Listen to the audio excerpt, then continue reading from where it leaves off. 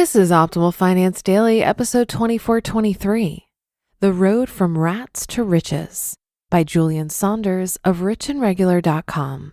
And I'm your host and personal finance enthusiast, Diana Merriam. We're going to get right to today's post and start optimizing your life. The Road from Rats to Riches by Julien Saunders of richandregular.com. When most people I know of think of being rich, they imagine things they've seen on television or the movies. But is that what rich really looks like? There are countless examples highlighting what we see and believe is nothing more than a smokescreen.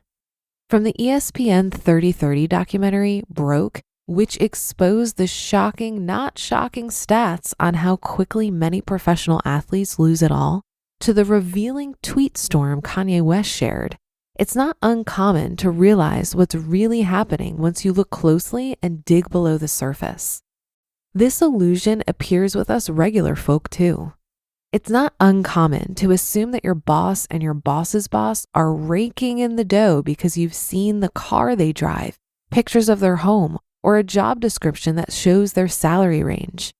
In reality, for many of these people, accompanying their big paychecks are really, really big bills and enormously expensive lifestyles.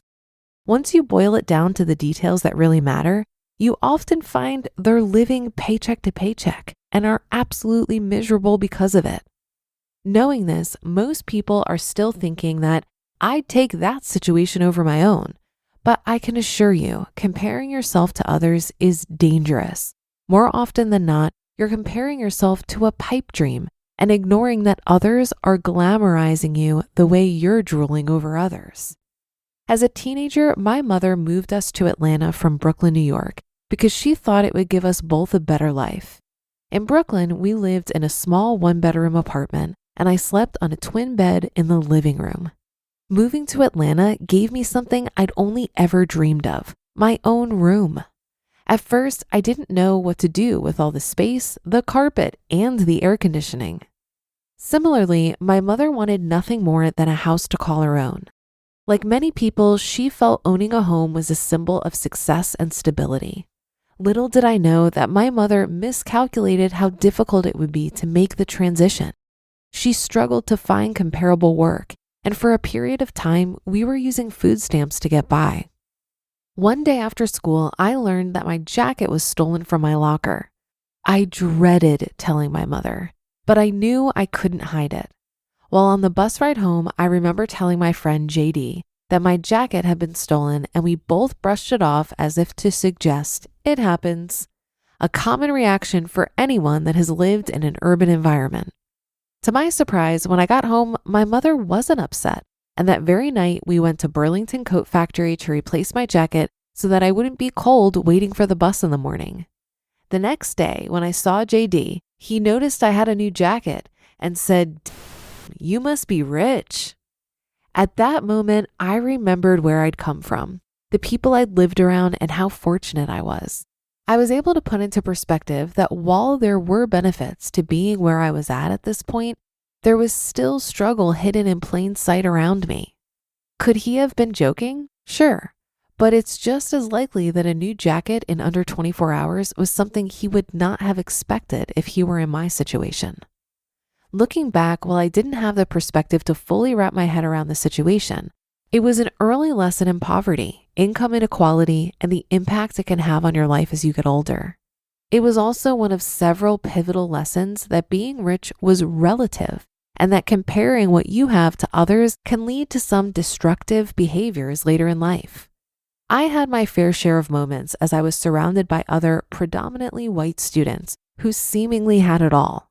Knowing what I know now, I'm confident that many of them faced their own form of struggle and hardship.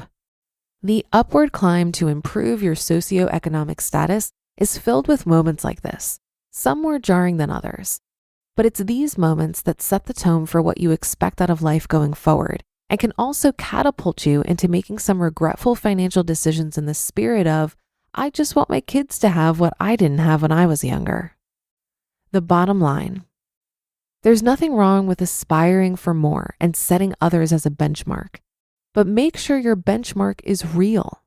As Lily Tomlin once said, quote, "The trouble with the rat race is that even if you win, you're still a rat." You just listened to the post titled "The Road from Rats to Riches" by Julien Saunders of richandregular.com. Major phone carriers make you sign contracts with rigid data plans to trap you into a kind of forced phonogamy. Sounds pretty insecure if you ask me. At Consumer Cellular, we believe in a more consensual and healthy form of phonogamy, free of contracts and more flexible to your data needs. This way, you stick around not because we force you to with contracts and fees, but because you love our phone plans. Like ardently love our phone plans. Phonogamously. Consumer Cellular. When freedom calls, we're here to answer. Call us at 1-888-FREEDOM. This post made me think about the concept of stealth wealth as depicted in the book The Millionaire Next Door. That book helped me realize that most millionaires are not living in the lap of luxury like we imagine. They live below their means, and they don't flaunt their wealth with material possessions. I think there's a distinct difference between being rich versus being wealthy, though most people use those words interchangeably. When I imagine a rich person, I think of someone with a high income that spends their money on stuff. When I imagine a wealthy person, I think of someone who uses whatever income they have to buy assets, not stuff. Assets are things like stocks, bonds, real estate, and businesses. Anything that can allow your money to make more money. Wealthy people recognize that money can be put to work, and that's going to provide more security and peace of mind in the long run. The more time I spend around people who have reached financial independence and have the kind of wealth where they do whatever they want, the more I realize how immune they are to this kind of posturing with fancy looking stuff. Wealth doesn't look like luxury on the outside a lot of the time. It looks like money in the bank.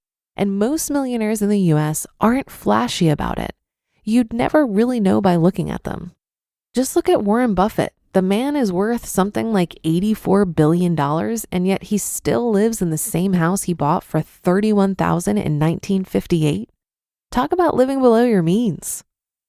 And that'll do it for today and another installment of Optimal Finance Daily. Have a happy Thursday. Thank you for being here every day and listening.